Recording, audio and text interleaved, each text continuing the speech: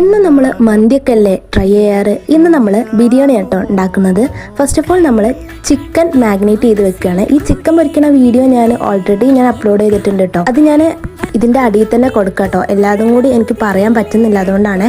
അപ്പോൾ എന്നിട്ട് നമ്മൾ ചിക്കനും കൂടി ഇതുപോലെ മാഗ്നേറ്റ് ചെയ്ത് വെച്ചിട്ട് അതൊന്ന് പൊരിച്ചെടുക്കാം.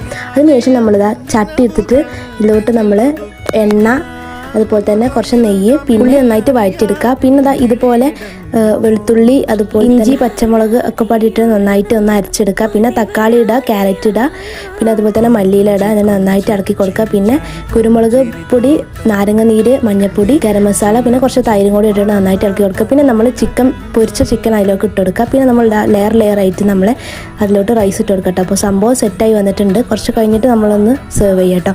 അപ്പോൾ ഇന്നത്തെ വീഡിയോ ഇത്രയുള്ളൂ കേട്ടോ. വീഡിയോ ഇഷ്ടപ്പെട്ടാൽ ലൈക്ക് ചെയ്യുക, ഷെയർ ചെയ്യുക, സബ്സ്ക്രൈബ് ചെയ്യുക. മലബാർ സ്റ്റൈൽ ബിരിയാണി ആയതുകൊണ്ട് തന്നെ അതിലേക്ക് ചമ്മന്തി, അതുപോലെ തന്നെ തൈരും കൂടി കൂട്ടി കഴിക്കാം കേട്ടോ.